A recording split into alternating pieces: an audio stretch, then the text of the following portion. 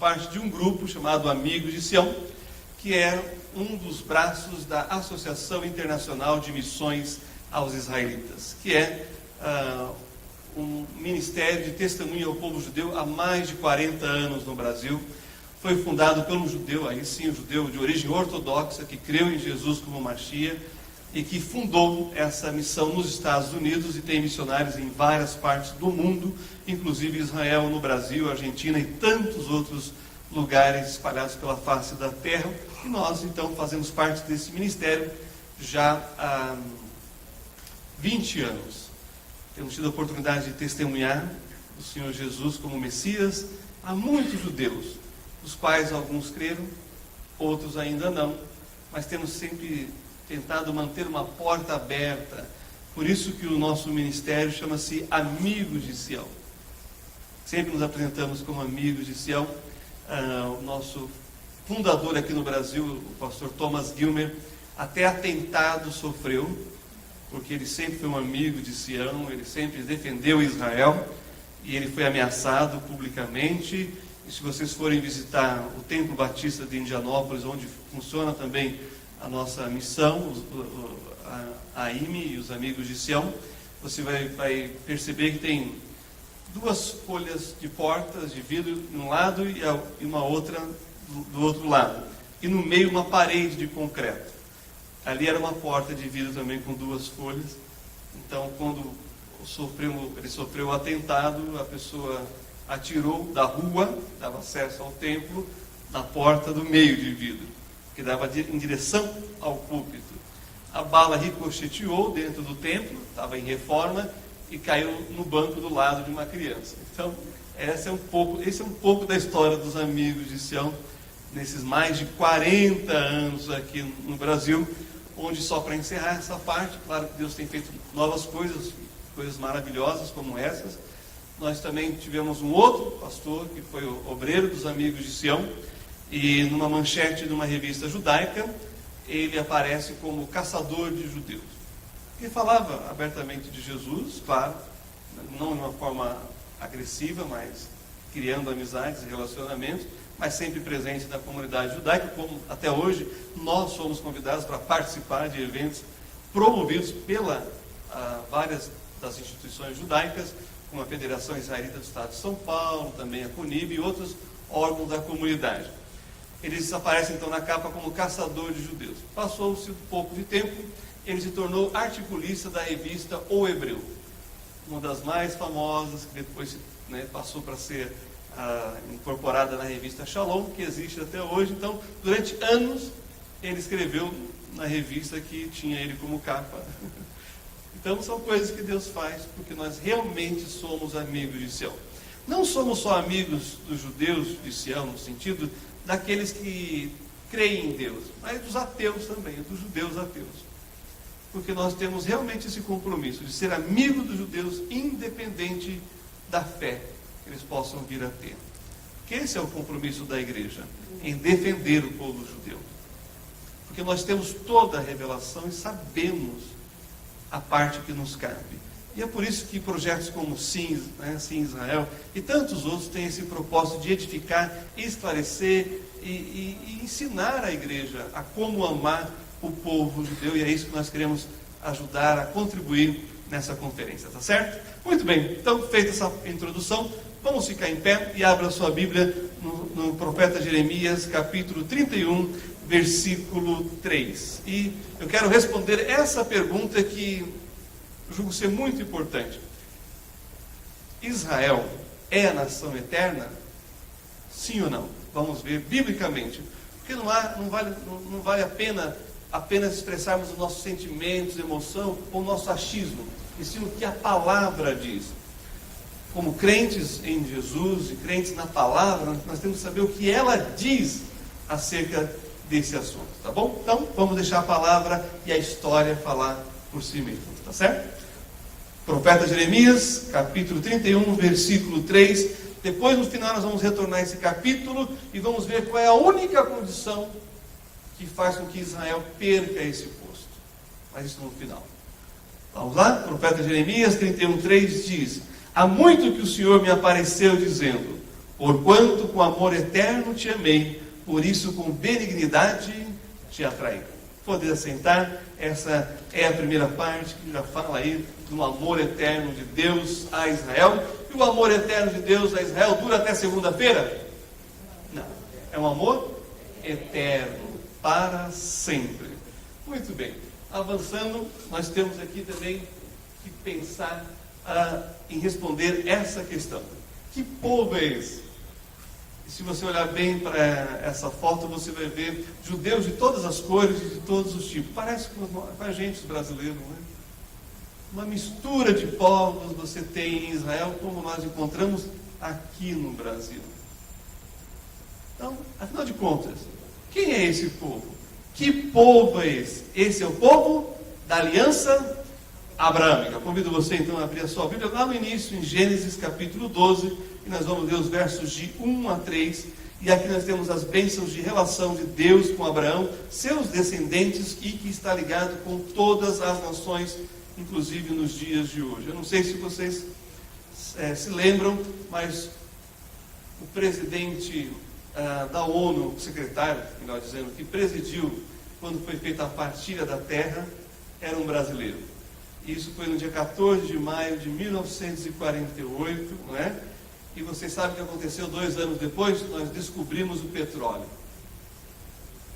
Está fazendo aniversário, não sei se vocês já viram a propaganda da Petrobras. Abençoe Israel, será abençoado por Deus. O petróleo é nosso, esse era o slogan, quando o Brasil se descobriu capaz de poder explorar o seu próprio petróleo. Isso no início dos anos 50.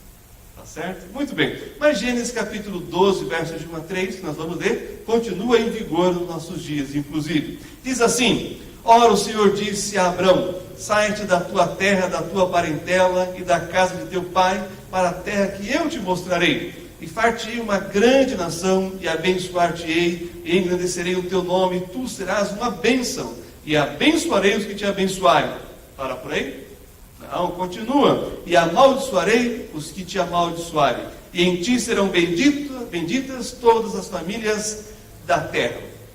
Antes de entrarmos nas promessas, deixa eu só explicar algo assim que é bem interessante na parte da geografia. Vocês estão vendo aí o mapa, né, do globo, e aqui você tem a Canaã, a terra prometida, e aqui você tem aquilo que seria Ur dos Caldeus, né?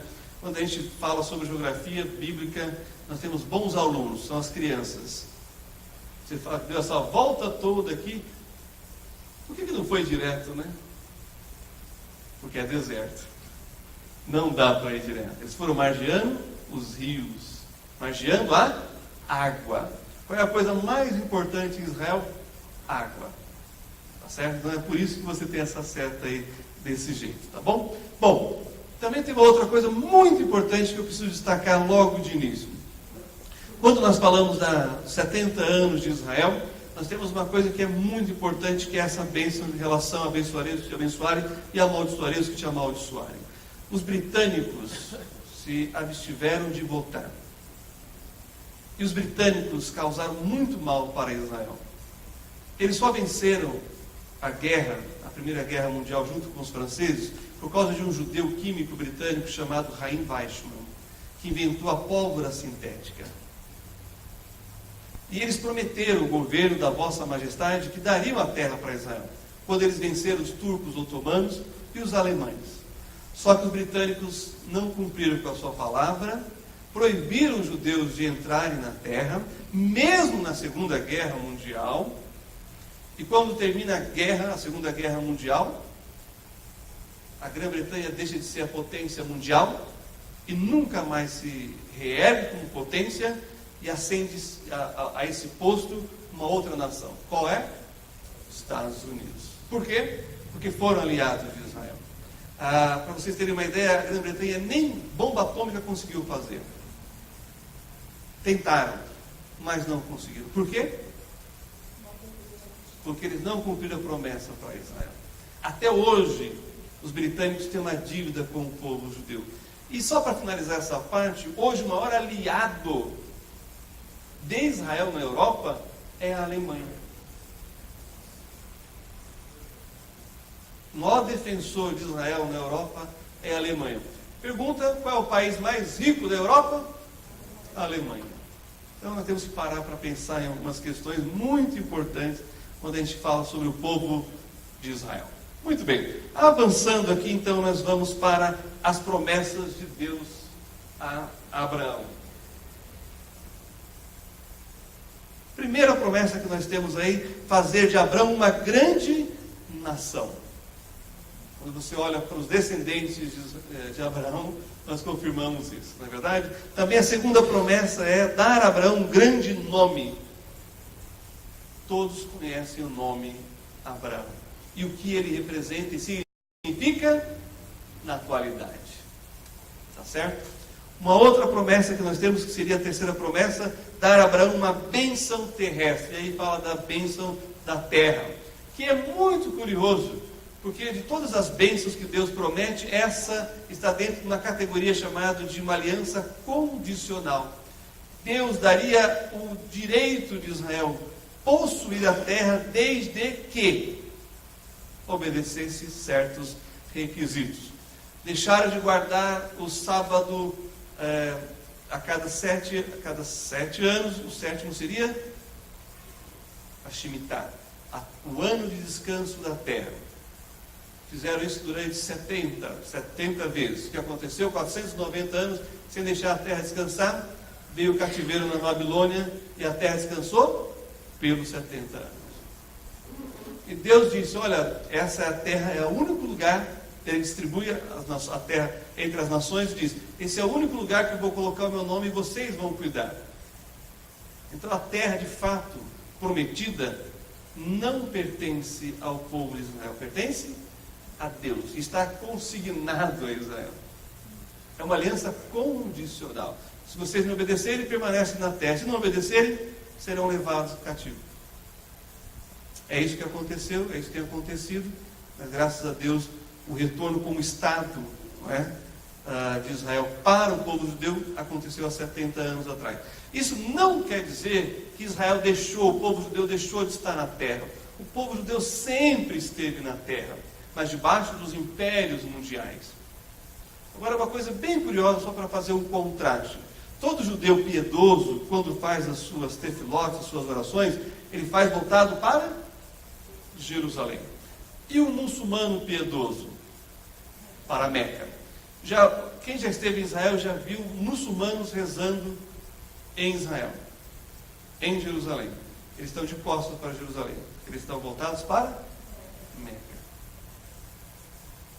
É um contraste bem interessante falando sobre a terra de Israel. Jerusalém sempre teve esse nome. Mas vocês sabem como é que chama Jerusalém em árabe? Al-Quds. Sabe o que quer dizer? A Santa. Ou seja, é um adjetivo, não tem nome próprio. Eles não, é a Santa, a sagrada cidade que está lá na terra de Israel. Eles nem nome deram para a cidade, que eles dizem que é a terceira.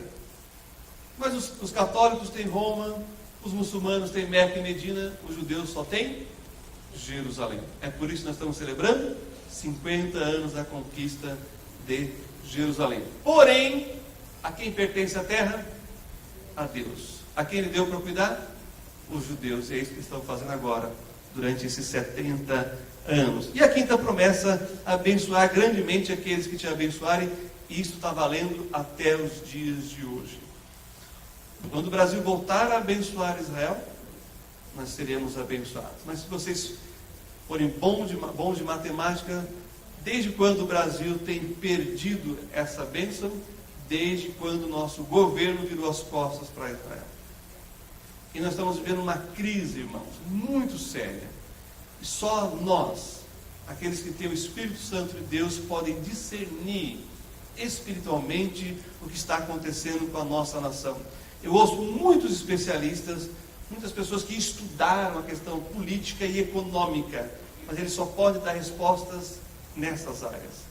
Nós podemos dar respostas nessas áreas e, sobretudo, na área espiritual. Mas será que nós estamos entendendo espiritualmente o os tempos e as estações? Será que nós estamos fazendo como o Senhor Jesus disse, olhando para poder entender? Avançando aqui, nós não podemos esquecer que o Senhor passou a mesma promessa que Ele fez com Abraão, depois mudou seu nome para Abraão, para acrescentar, né? Abraão quer dizer pai elevado, e ele passou a ser Abraão, pai de uma multidão, e a Sara, que era Sarai, ou seja, tirou uma letra, que era talvez o impeditivo dela ter filho, algo que estava impedindo, né? Embora Sarai quer dizer minha princesa, e Sara quer dizer princesa, mas essa atuação divina na mudança de nome é uma reconfiguração do projeto de Deus na vida dos patriarcas, tá certo? Mas essa bênção foi passada para Isaac, que é o filho da promessa, e se repete nos textos que nós temos aí mencionados, Gênesis 25, 19 a 26, e também, você sabe, entre Jacó e Esaú, Jacó ficou com a bênção, né, da primogenitura, algo que Deus já pretendia realizar, mas o homem sempre tenta antecipar as coisas, e nós sabemos no que dá isso muito bem, não é verdade? Porém, se passa essas promessas também para Jacó, e aí Jacó então vai progredir, não é verdade? E vai mudar de usurpador, Jacó, para Israel. Depois que ele tem uma luta com o próprio Deus, o anjo do Senhor. Isso é o que os teólogos chamam de teofania, ou seja, uma aparição, né, do Messias pré-encarnado no Tanar, no Antigo Testamento. É muito interessante isso, porque judeu nenhum vai reconhecer isso, que é o próprio Hashem, o Eterno, mas eles também não têm outra explicação. Não há dúvida que é uma manifestação da divindade. Eu lembro de um rabino que ele falou uma vez, o homem nunca poderá se tornar Deus. Eu falei, é verdade, mas o que aconteceu foi ao contrário. Deus que se tornou homem. Bom, Jacó então passa a ter o nome de Israel, aquele que luta com Deus e com os homens e prevalece. Como é que ele prevalece, sendo que ele saiu manco dali? Cortou o nervo ciático atrás da coxa. É por isso que o judeu só come carne de segunda. O judeu religioso, o judeu kasher, da dietética judaica, só come a parte da frente do boi. Não come a parte de trás do boi, por causa desse encontro que marcou de forma indelével o patriarca Jacó, ao ponto do seu nome ser mudado. Olha que interessante, nós estávamos em Israel, fazendo compra no supermercado, um amigo falou, olha, tem uma promoção, uma carne maravilhosa no supermercado, carne congelada, importada, e nós fomos lá porque estava um preço muito bom, porque na época 1 quilo de carne lá em Israel custava R$50, e carne de segunda, e nós fomos na promoção, eu e minha esposa, fomos lá, nós vimos o preço da carne, que maravilha. Quando chegamos em casa, fizemos a carne, nossa, que carne deliciosa. Então, onde que é essa carne? Nós fomos buscar. Rondônia, Brasil. Carne brasileira. Carne de segunda é melhor do que de primeira. A gente não acha isso aqui. Mas Israel importa para lá. Então foi bem interessante isso. Eu lembrei de Jacó, lembrei da parte do nervo ciático, e que os judeus não comem carne de primeira, só de segunda, por causa desse acontecido, tá bom? Bom, Jacó teve 12 filhas e uma filha, e aí então nós temos, dos 12 filhos de Jacó, nós temos as 12 tribos de Israel, cada uma com o seu nome, o seu significado, há uma promessa e uma profecia, né, na despedida de Jacó, dos seus filhos, na verdade, lá no Egito, sabemos a história. Então, agora nós queremos responder a uma outra pergunta. Deus formou Israel. Por que Deus formou Israel? Vamos entender, já falei um pouquinho aqui da parte dos patriarcas, vamos entender por que Deus formou Israel. Abra sua Bíblia comigo, então, em Deuteronômio capítulo 7. Perceba que nós saímos do livro do Gênesis, né? E agora estamos no livro da lei. Isso aqui é muito interessante, porque nós temos Saímos da aliança abraâmica e agora nós estamos na aliança sináitica, né? Com Moisés e o povo de Israel. Então, Deuteronômio capítulo 7, versículos 6 a 8, nós temos aqui algumas coisas interessantes. Foi o próprio Deus que formou Israel. Vamos entender isso um pouquinho melhor. Vamos avançar aqui e vamos ver o povo escolhido. Olha só o que diz aqui em Deuteronômio capítulo 7, versículo 6.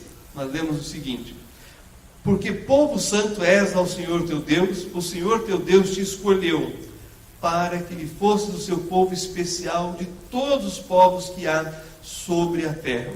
Então percebam que Israel é um povo escolhido, não é?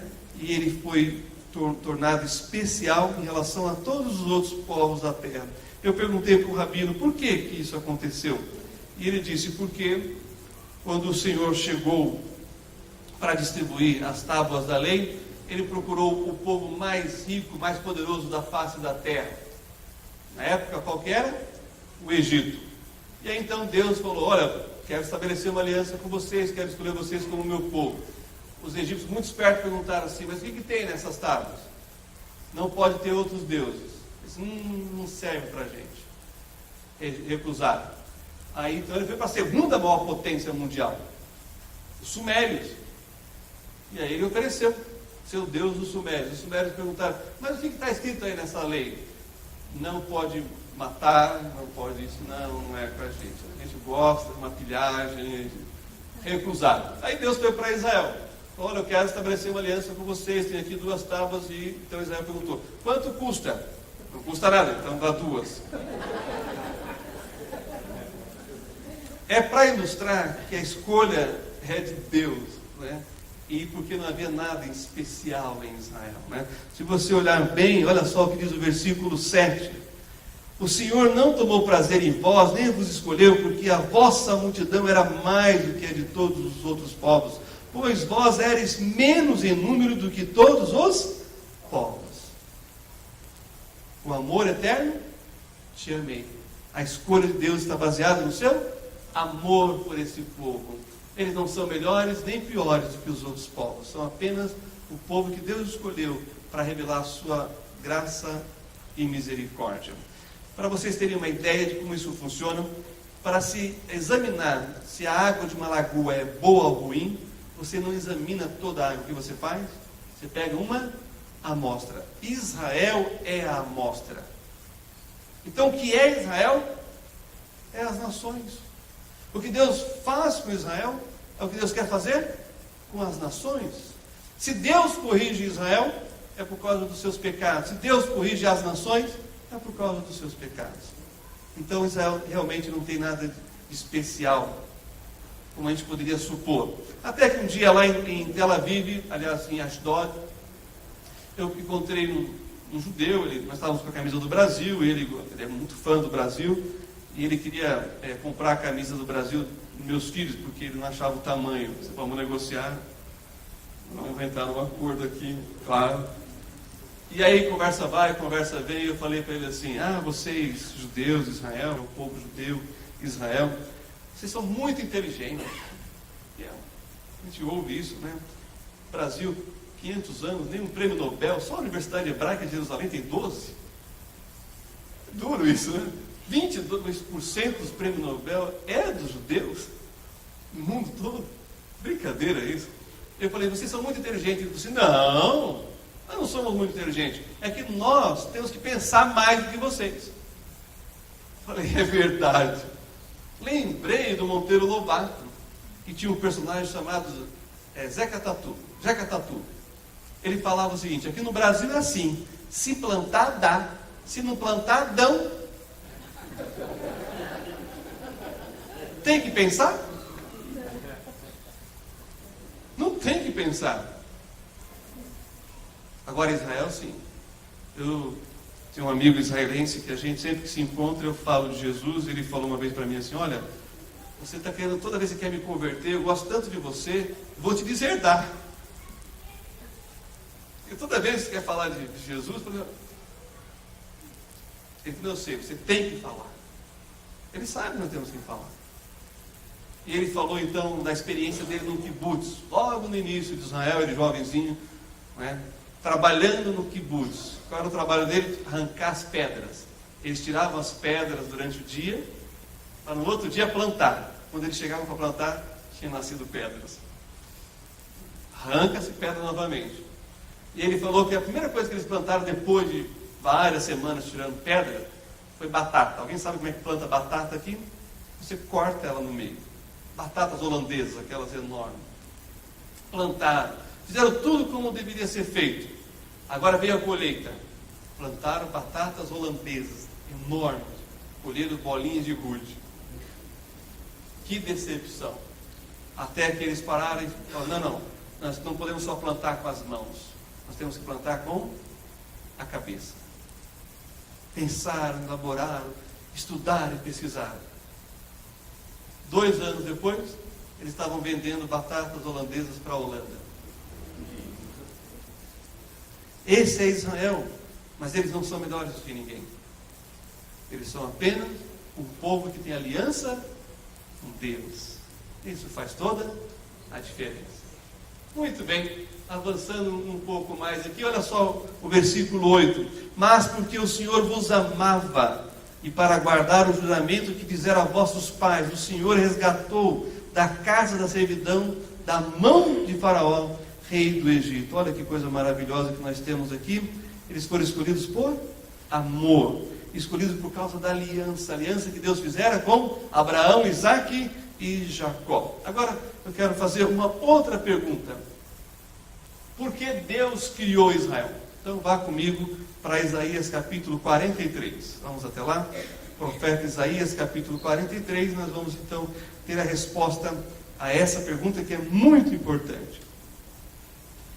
Profeta Isaías capítulo 43 vai falar sobre por que Deus criou Israel. E aqui depois eu vou falar algumas coisas voltando para a questão dos patriarcas. Nós vamos ler esses versículos, 43, verso 1, 7, 10 e 14, mas eu quero aqui.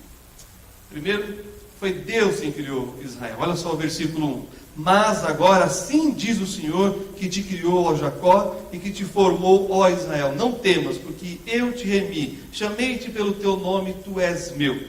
Observe comigo que aparece a palavra criar e formar aqui no texto bíblico. Essa palavra criou é a mesma de Gênesis 1, que é o bará, que é o verbo para a criação do nada. Depois aparece a palavra formar, que é assar, quer dizer, fazer daquilo, criar algo daquilo que já existe. Então percebam que a criação de Israel é a mesma criação do Gênesis, do nada. Por quê? Porque Sara era estéril. Ela já tinha passado a época das mulheres, sabe o que quer dizer isso? Ela não ovulava mais. E vem Isaac. Sabe por que Sara riu? E sabe por que Isaac chama riso? Imagina a vovó com o neném dando de mamar. É isso aí. Como assim? Você está dando de mamar para o seu netinho? Não, é meu filho. Quem segura um negócio desse?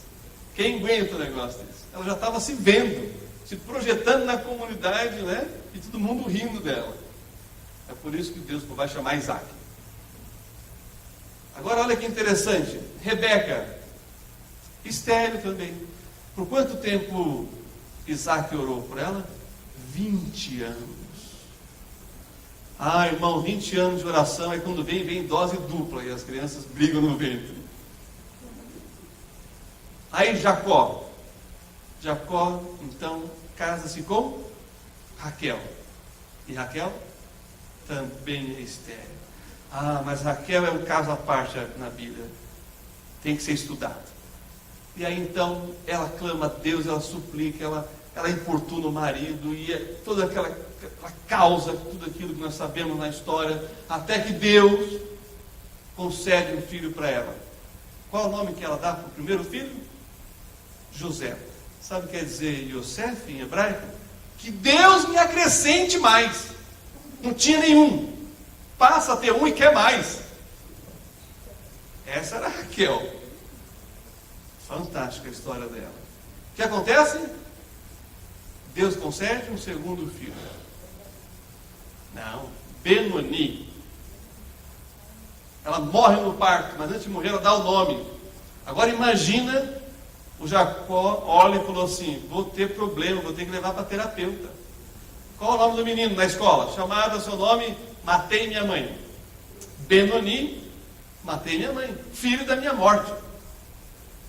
Aí não tem que mudar de nome. Coloca qual nome? Benjamim, filho da minha destra. Para não crescer, né, complexado o garoto, não vai precisar de terapia, não vai precisar de psicólogo. Agora, é por isso que a palavra criado nada está aqui. Porque as três principais matriarcas não podiam ter filhos. Tá certo? Essa é a ideia. Mas também o Senhor criou Israel para a sua glória. Olha o versículo 7. A todos que são chamados pelo meu nome, eu os criei para a minha glória. Eu os formei e também eu os fiz. Tá certo? Avançando aqui, nós temos, olhando para o versículo 10 agora, de Isaías 43, nós temos que eles foram criados para serem testemunhas do Senhor e também para revelar o Deus único, vivo e verdadeiro. Leia comigo então o versículo 10 de Isaías 43, que diz: vós sois as minhas testemunhas, diz o Senhor, o meu servo a quem escolhi, para que o saibais e me criais e entendais que eu sou o mesmo, e que antes de mim Deus nenhum se formou, e depois de mim nenhum haverá. O rei da Prússia perguntou: eu quero uma prova física da existência de Deus, para os seus sábios. Até que um se apresentou e disse: há judeus no seu reino, majestade? Ele disse: sim, há judeus no meu reino. Eis aí a prova material, física de que Deus existe. Porque o povo judeu é a testemunha de Deus. Alguns são boas testemunhas, outros nem tanto. Agora vamos ver o versículo 11 e também o versículo 14, que diz assim: eu sou o Senhor, e fora de mim não há Salvador. Isso é maravilhoso. Porque Deus criou Israel para mostrar, para revelar o Salvador. E o versículo 14: assim diz o Senhor vosso Redentor, o Santo de Israel: por amor de vós enviei a Babilônia, a todos fiz descer como fugitivos os caldeus nos navios com que se vangloriavam. Salvador e Redentor. É muito interessante essas duas palavras, porque para nós a palavra Salvador, que é o que quer dizer o nome de Jesus, Yeshua em hebraico, faz muito significado. Mas para o judeu não. A palavra que faz significado, que tem significado realmente, é Goel, que é o remidor. Agora, para ser Goel, ele tinha que fazer parte da raça humana. Por isso que nós temos a encarnação do Messias. Lembra a história de Ruth? O Boaz era o seu remidor. Ele fazia parte da raça humana e da família. Agora, nós sabemos quem foi o Boaz antepassado de Jesus. Jesus vem na raça humana e na casa de Davi, para ser o Salvador e o Redentor. Tá certo? E aqui então eu mostro para vocês o túmulo dos patriarcas e das matriarcas em Macpela, lá em Hebron, o lugar realmente mais assim tenso que eu já estive. Lá em Jerusalém você vê os soldados com as metralhadoras, com os fuzis, está tudo travado, não tem nada, está tudo ali pro forma. Em Hebron não. Em Hebron eles estão com o capacete bem afivelado, a mochila nas costas e a arma engatilhada, porque é um lugar tenso. O bairro judaico, né, a cidade judaica, vamos dizer assim, é deserta. Você não vê crianças brincando. Ou eles saem de casa para ir para os lugares, ou eles estão voltando para casa. É um cenário de guerra, várias barricadas, vários pontos de proteção. E nós estávamos lá, voltando para Jerusalém, e nada do ônibus passar, porque nós tínhamos vindo pela parte árabe, e agora queríamos voltar pela parte israelense. Nada de ônibus passar, nada de ônibus passar. Aí passa um israelense assim, ele abre o vidro e falou: vocês estão indo para onde? Jerusalém. Ele falou: eu vou até Modi'in. Serve? Eu falei: claro que serve, Modi'in é próximo de de Jerusalém. Falei, sim, entrei, né? Eu e mais um pastor e um colega.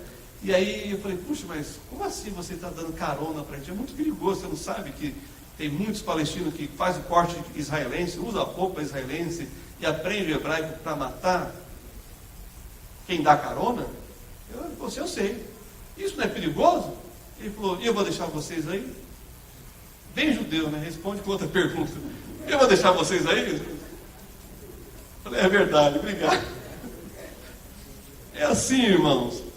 Aqui, irmãos, estão os patriarcas e as matriarcas. Menos uma matriarca. Quem vocês acham que não está sepultado aí?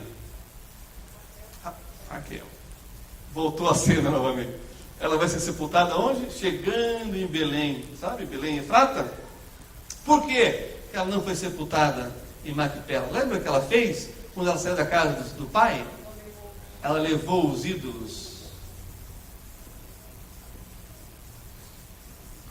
Bom, nós estamos falando da história de Israel, mostrando que, por que a nação eterna?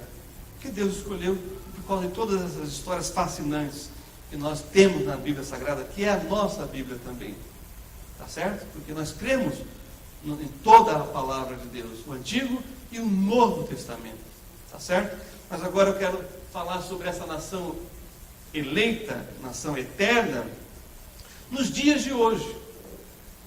Vocês sabiam que até 14 de maio de 1948 existiam livros escritos evangélicos, cristãos, dizendo que Israel nunca mais seria nação? Que Deus já tinha virado as costas para o povo judeu? No dia 14 de maio, todos esses livros foram recolhidos das livrarias, bibliotecas e editoras e queimados. Porque Deus trabalha com Israel, inclusive, hoje. É o Deus de Israel, mesmo ontem, hoje e eternamente. Mas nós temos que entender algumas coisas que é importante.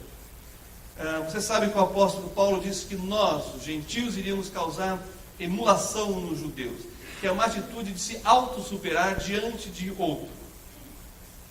Eu estive essa semana conversando com um rabino ortodoxo e falando sobre Shavuot, que vai ser dia 20. Shavuot é a festa da igreja, é lá que começa, no Pentecostes, a igreja, e é interessante notar, porque nessa festa Deus pede 2 pães com fermento, sendo que o fermento é proibido na Bíblia ser oferecido como oferta. Porque o fermento na Bíblia tem uma conotação de pecado. Por quê? Porque ele altera o estado original, ele azeda e corrompe a massa. Deus fala assim, não pode oferecer mel, porque o mel fermenta. Não pode oferecer nas ofertas de alimentos, de manjares, não pode colocar mel, mas pode colocar o sal, que é símbolo da aliança. Mas aí Deus vem e pede 2 pães com fermento, e ele diz que vai aceitar isso, vai ser colocado no altar e vai ser consumido, isso vai ser agradável a Deus? Sabe qual é o significado profético disso? Que Deus vai unir judeus e gentios pecadores, e os 2 povos pecadores serão aceitos. É isso que nós vamos celebrar agora, no dia 20 de maio. Bem, qual é a condição atual de Israel? Abra sua Bíblia comigo agora no Novo Testamento. Eu disse isso na questão da emulação, mas também tem um outro lado. Tem muito gentil que crê no Senhor Jesus, que tem ciúme dos judeus. É como filhos, né? Eles têm ciúmes uns dos outros. Eu lembro que o mais velho perguntou assim para o pastor Thomas, vocês gostam mais dele, né? Do mais novo? E aí como é que você responde o filho mais velho, dizendo que você gosta mais do filho mais novo? Ele falou, não, o filho mais novo precisa mais da gente agora, você já está maiorzinho. Então, vocês amam mais ele, tá vendo? Vocês cuidam mais dele. Aí o pastor Thomas virou assim, falou para ele, você já está na família há tantos anos, nós vamos sempre te amar mais porque você já tem uma vantagem aí. Entenderam a coisa? Mas os pais sempre amam os filhos, na necessidade que cada um tem, na medida do amor que cada um precisa. Então os judeus não precisam invejar a igreja, e a igreja não precisa invejar os judeus. Por quê? Somos todos povo do mesmo Senhor. Avançando então, eu quero ler com vocês Romanos capítulo 10, falando na condição atual de Israel. Irmãos, o bom desejo do meu coração e a oração a Deus por Israel é para a sua salvação, porque eles dão testemunho de que tem zelo de Deus, mas não com entendimento. Tem muita igreja que tem entendimento e não tem zelo. Temos que buscar um equilíbrio. Verso 3, porquanto não conhecendo a justiça de Deus e procurando estabelecer a sua própria justiça, não se sujeitaram à justiça de Deus, porque o fim da lei é Cristo para a justiça de todo aquele que crê. Ora, Moisés descreve a justiça que é pela lei, dizendo, o homem que fizer essas coisas, viverá por elas. Mas o versículo 6 arremata. Mas a justiça que é pela fé diz assim, não digas em teu coração quem subirá ao céu, isto é, a trazer do alto a Cristo. Ele está se referindo àquilo que nós entendemos na Sagrada Escritura de como o homem era salvo antes da lei. E creu Abraão. Isso foi imputado por justiça. E durante a lei, mas o justo pela fé viverá. E no período da igreja, que eu prefiro teologicamente mais correto, o período da igreja do que o período da graça, porque a graça sempre existiu e sempre existirá. Mas no período da igreja, como que o homem é salvo? Pela fé. Porque pela graça sois salvos por meio da fé. E isso é o quê? É dom de Deus. Não vem das obras para que ninguém se glorie. Então a condição de Israel atual é como de qualquer nação. Mas tem algo diferente que eu quero destacar com vocês. Só para fechar essa parte, eu quero que você vá comigo para 2 Coríntios, e nós vamos ler os versículos, capítulo 3, versículos 14 a 16. 2 Coríntios, capítulo 3, versículos 14 a 16, que diz assim, mas os seus sentidos foram endurecidos, porque até hoje o mesmo véu está por levantar na lição do Velho Testamento, o qual foi por Cristo abolido. E até hoje, quando é lido Moisés, o véu está posto sobre o coração deles. Mas, quando se converterem ao Senhor, então o véu se tirará. Olha que interessante que é isso aqui que nós estamos lendo. Veja bem, o que isso quer dizer? Quer dizer que esse é o nosso ministério, tirar o véu. Hoje nós temos assim, o maior desafio, não é o judaísmo bíblico, porque nós cremos no judaísmo bíblico, é o judaísmo rabínico, é o véu. É o que eles acrescentaram. Irmão, imagina conversando com esse mesmo rabino ortodoxo, e nós fomos tomar um café numa lanchonete kasher no Bom Retiro, e quer dizer isso? Mais caro. Porque ele não vai comer em qualquer lugar. E conversa vai, conversa vem. Eu disse para ele, olha, essa coisa de alguns judeus crerem na reencarnação não dá, né? Ele passou os últimos 30 minutos tentando me convencer. Um rabino que lê a Bíblia defendendo a reencarnação. É o véu. Agora tem a palavrinha aqui, se converter, que a gente usa muito que em hebraico, é a palavra techuvá, que é retorno, é voltar-se para Deus. Eu não sei quantos aqui já leram aquele livro Traído. É um clássico. Tem que ler esse livro. Tem que ler esse livro. Traído chama. É um judeu que a filha diz que reconheceu Jesus como Messias, e ele então quer convencê-lo do contrário. Ele vai ler então o Novo Testamento, escondido, para convencer a filha, e ele descobre que o Novo Testamento fala tanto de Israel e de história que ele não sabia, que ele para de ler o Novo Testamento e começa a ler o Antigo Testamento. Aí ele recebe tudo secreto. E ele recebe, vou dar um spoiler do livro, mas assim ainda vale a pena você ler o livro. Ele recebe um convite de um judeu messiânico para ir para um retiro. Aí ele chega nesse retiro de judeus messiânicos. Aí algo começa a incomodar ele, aí uma senhora judia vira para ele, né, todo aquele ambiente favorável, e ele resoluto, né, na sua convicção, mas com um problema na mente e no coração acerca de Jesus. Aí ele fala para ela, eu não consigo aceitar Jesus, não consigo entender. Ela fala assim, mas quem disse que o seu problema é com Jesus? O seu problema é com Deus. Enquanto você não resolver com Deus, Jesus vai ser um problema realmente. Mas não é Jesus o problema é com Deus. Naquela noite ele não conseguiu dormir. No outro dia, no café da manhã, ele orou pelo café da manhã. Em nome de Jesus. Então, qual é o problema do judeu? Jesus? Não, Jesus é a solução. O problema é Deus. Ele tem que se voltar para Deus verdadeiro, Deus de Israel. Essa é a condição do judeu atualmente. E aí nós temos... Deixa eu para que lado que eu tenho que apontar. Pode passar o próximo? Porque não está indo aqui. Pode dar um... alguém pode socorrer lá, que eu acho que travou.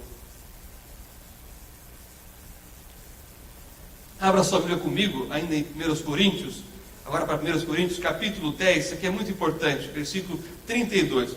Metade dos problemas teológicos se resolve na compreensão desse versículo. Aqui a gente acaba com uma doutrina muito maligna, que é a doutrina da substituição, em que diz que a igreja substituiu Israel.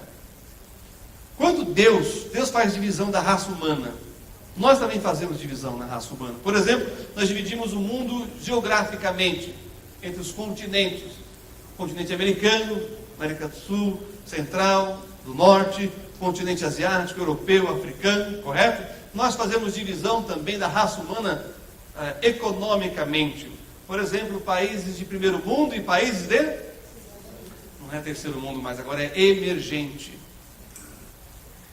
Nós estamos numa época que se você muda o nome, resolve o problema. Não é mais favela, é comunidade. Resolveu o problema. Então não é mais terceiro mundo, é o quê? Emergente. Nós também dividimos a raça humana politicamente. Nós temos os socialistas e os capitalistas. E Deus, quando Ele olha lá de cima, como é que Ele faz uma divisão da raça humana? Ele faz divisão, não acepção. É diferente. Olha só, 1 Coríntios 10, 32, diz assim: portai-vos de modo que não deis escândalo nem aos judeus, nem aos gregos, nem à igreja de Deus. E o que é a igreja de Deus? A união de judeus e gentios, representada aqui pelos gregos, que creem em Jesus. Se você entender que o Senhor Jesus é o Rei de Israel, Senhor da igreja e juiz das nações, 50% dos problemas teológicos estão resolvidos. Por isso é importante essa parte. E assim, avançando um pouquinho mais, nós temos a condição espiritual. Sabe quando Romanos 3:10, o apóstolo Paulo diz: não há um justo nenhum sequer, não há quem busque a Deus? Ele está plagiando. O apóstolo Paulo, plagiador. Quem que ele está citando aqui? Alguém sabe? Davi. Exatamente. Aí ele vai dizer, porque todos pecaram. Isso inclui judeus e gentios. Essa é a condição espiritual de Israel. Pecador como todas as outras nações. Mas nós também temos aqui em Romanos a queda de Israel. Volta lá comigo para Romanos, só que agora o capítulo 11, e vamos ler apenas os versículos de 11 a 14, onde diz: digo, pois, porventura tropeçaram para que caíssem? De modo nenhum. Mas pela sua queda veio a salvação aos gentios, para os incitar à emulação. E se a sua queda é a riqueza do mundo, e a sua diminuição a riqueza dos gentios, quanto mais a sua plenitude. Irmãos, até na queda Israel beneficia o mundo. É impressionante isso. Como é que você pode errar e ainda beneficiar outras pessoas? Porque é um propósito eterno. Versículo 13: porque convosco falo, gentios, que enquanto for apóstolo dos gentios, exalto o meu ministério, para ver se de alguma maneira posso incitar a emulação os da minha carne e salvar alguns deles. Quando a igreja tinha na sua maioria, no primeiro século, de judeus, lá na Galácia, os judeus estavam oprimindo os gentios. É só ler Gálatas. Aí Deus levanta o apóstolo Paulo para corrigir isso. Mas em Roma, a igreja tinha na sua maioria gentios. Inverteu. Quem está oprimindo quem agora? Os gentios oprimindo os judeus. O apóstolo Paulo, inspirado pelo Espírito Santo, escreve Romanos 9, 10 e 11. Passado, presente e futuro de Israel. Para acabar com toda a altivez de qualquer grupo, trazendo o que é aquele que está em Efésio. Que ele quebrou a parede da separação e fez dos dois povos um. e é aquele lá do Messias, é a igreja do Senhor Jesus. Bom, Deus também trabalha, agora acho que está aí, na proteção. Não tem como. Os arqueólogos, antropólogos, estudiosos das civilizações dizem o seguinte: não tem como uma nação continuar existindo depois de 500 anos de dispersão, sem terra, sem legislação, sem a religião e sem a língua. Quanto tempo de galuto, quanto tempo de dispersão o povo judeu? 1900 anos. Mas olha que interessante. Deus estava protegendo eles ao espalhá-los. Uma das maiores autoridades do Antigo Testamento, que é falecido, uma pena, foi o irmão Davi Correia. Ele vai dizer uma frase das muitas memoráveis que eu guardo comigo, que é a seguinte: o juízo de Deus não é contra o homem, o juízo de Deus é a favor do homem. Porque o juízo de Deus promove o quê? Esse é o propósito: arrependimento.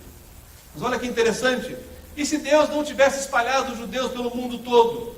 E se em 1938 houvesse uma nação chamada Israel, e todos os judeus lá, os 18 milhões, nessas guerras com os inimigos, né? Olha isso daqui, irmãos, 350 milhões de potenciais inimigos, e o azulzinho ali, para quem está chegando, é Israel. Como que não consegue destruir esse povo? Porque Deus está protegendo. Quem venceu a guerra da independência? Deus. 5 nações árabes, com o propósito de afogar os judeus no Mediterrâneo. Foi Deus que venceu. O Ben-Gurion, ele tem uma frase que é a seguinte: os árabes podem perder todas as guerras que eles fizerem, Israel não pode perder nenhuma. Porque o dia que Israel perder uma guerra, deixa de existir como nação. É por isso que na guerra da independência, quando as 3 frentes estavam atacando e Jerusalém estava perdendo e pedindo tropas, Davi Ben-Gurion tomou a decisão mais dramática da história da vida dele: salvar Jerusalém ou reforçar e salvar a Galileia? Quem vocês acham que ele escolheu? A Galileia. Quase que mataram ele. E perguntaram por quê. Olha o que é um estrategista. Não é à toa que ele chamava Davi. Ele falou: Jerusalém nós podemos reconquistar, mas se perdemos a Galileia, acabou Israel. Por quê? Por que tem na Galileia? Eu comecei falando sobre isso. Quando o presidente esteve no Brasil na década de 50 com os militares, inclusive um dos meus parentes era o presidente na época, o nosso presidente estava reclamando das coisas no Brasil. O presidente israelense vira para ele e fala assim: mas por que você está falando isso se vocês têm água?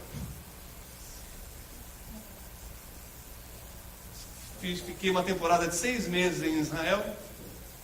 Foi chover no 5º mês que eu estava lá, e já tinha 2 meses que não chovia, 7 meses sem chuva. Mas olha, irmãos, não faltou água na torneira. Igualzinho em São Paulo, né? Alguns anos atrás.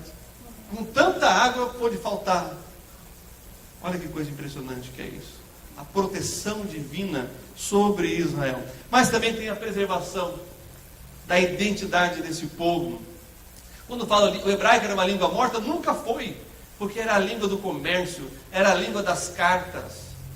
O Eliezer Ben Yehuda, meu herói, meus favoritos, né, dos heróis de Israel, que saiu da Rússia falando hebraico até Israel para reavivar o hebraico bíblico, o hebraico moderno, para falar no dia a dia. Ele foi falando hebraico da Rússia com os judeus até chegar em Israel. E lá ele começou a criar as palavras novas. Por exemplo, alguém sabe o que chama computador em hebraico aqui? Marchev. Sabe o que quer dizer Marchev? Aquele que pensa por você. Só não conseguiram mudar o nome de mouse. Eu nem sei como é que é mouse em hebraico. É mouse. É verdade, eles deram um nome, mas não... Queimaram a casa do Eliezer Ben Yehuda, porque os judeus religiosos disseram que o hebraico era a língua só da sinagoga, uma língua santa. queriam que eles falassem o Yiddish lá. Ele falou, não, vamos falar o hebraico. E realmente ele conseguiu. A declaração da independência de Israel tem 2.000 palavras. Se um dos profetas tivesse ressuscitado, ele entenderia 70% daquilo que foi dito. Olha que coisa impressionante que é o hebraico. Nunca foi uma língua morta. O povo sempre unido, sempre preservando. Estava com alguns amigos, e aí um outro falou assim, e com judeus, no Bom Retiro também. Não tem judeu pobre, né? Tem 1.000 famílias de judeus pobres. Como é que a gente não fica sabendo dessas coisas? Porque eles são assistidos. Eles têm consulta no Albert Einstein. Eles têm refeição por dia. Eles têm... Agora, o kit festa. Preservação da identidade do povo. O Rabino estava se queixando comigo porque tem muitos jovens querendo casar com pessoas fora da comunidade. Aí ele falou, olha, vou contar uma história para você.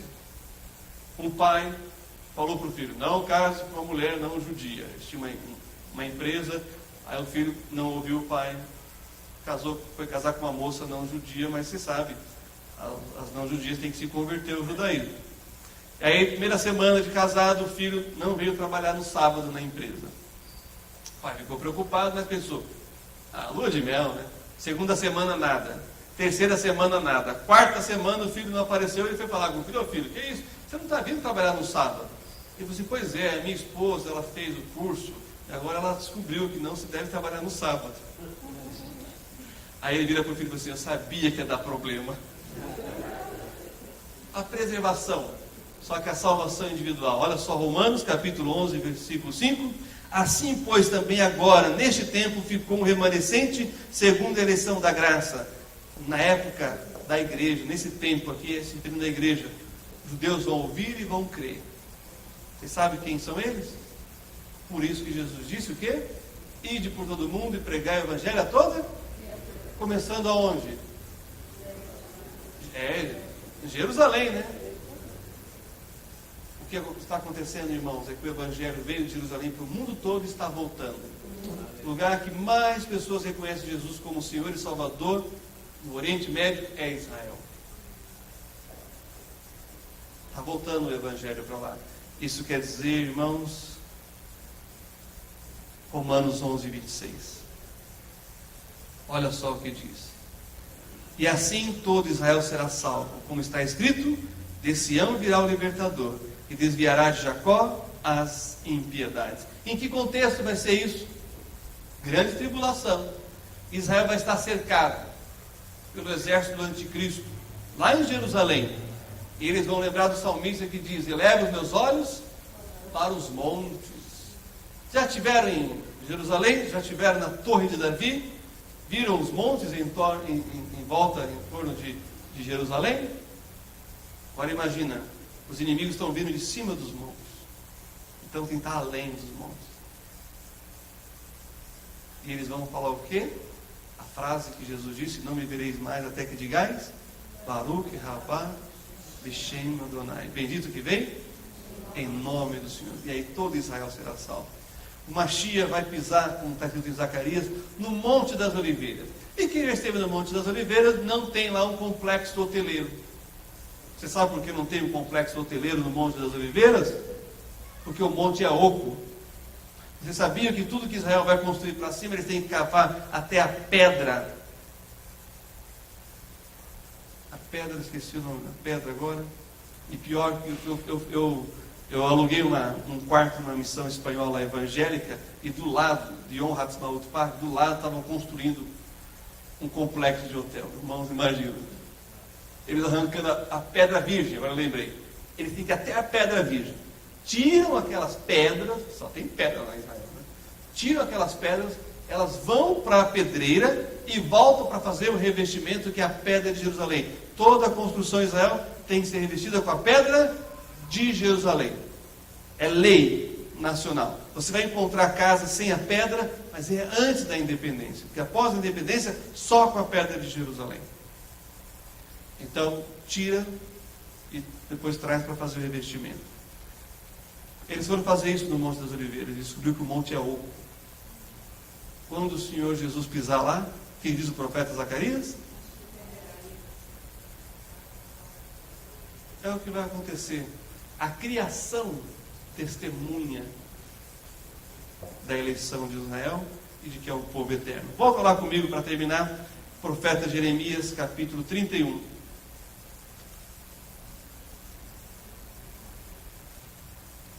E eu quero ler com vocês aqui esses versículos maravilhosos. Profeta Jeremias 31, versículos 35 a 37. Diz assim: assim diz o Senhor que dá o sol para a luz do dia e as ordenanças da lua e das estrelas para a luz da noite, que agita o mar bramando as suas ondas. O Senhor dos exércitos é o seu nome. Se falharem essas ordenanças, aí então Israel deixa a nação eterna. Se diante de mim, diz o Senhor, deixará também a descendência de Israel de ser uma nação diante de mim para sempre. Assim disse o Senhor: se puderem ser medidos os céus lá em cima e soldados os fundamentos da terra cá embaixo, também eu rejeitarei toda a descendência de Israel por tudo quanto fizeram, diz o Senhor. Então, sol, lua, estrelas e todo esse firmamento e toda essa fundação, essas ordenanças e também essas questões de fundamentos da terra, se puderem deixar de existir, Israel deixa de ser nação. Eu quero terminar com mais uma história da promessa da aliança Abraão.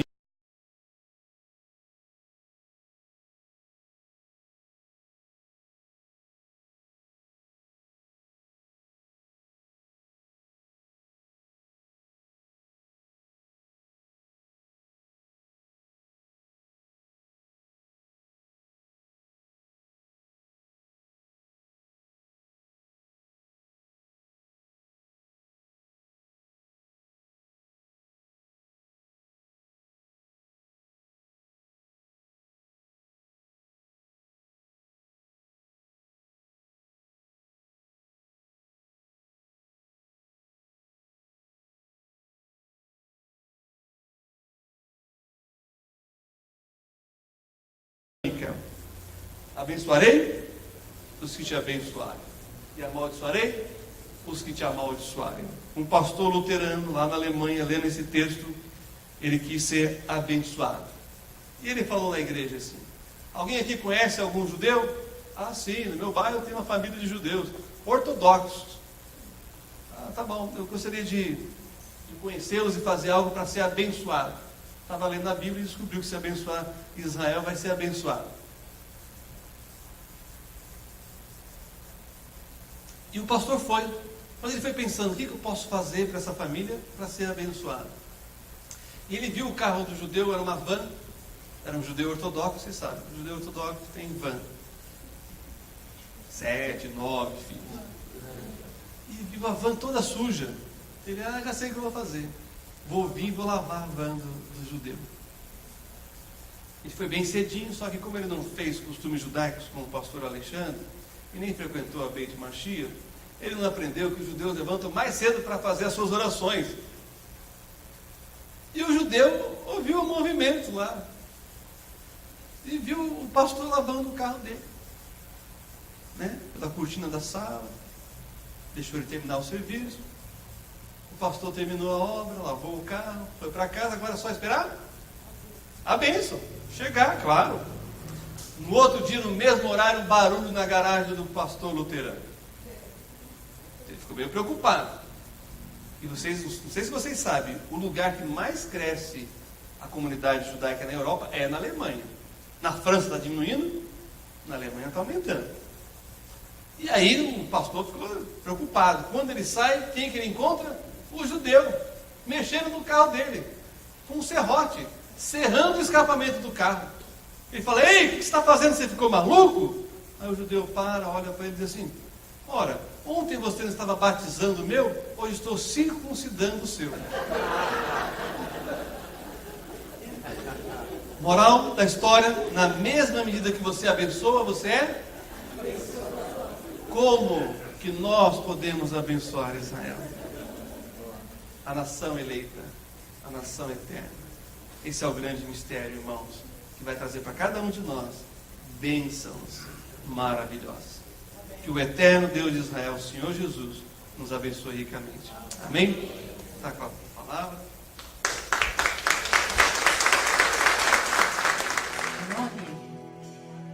Noni Baxio, Alexi.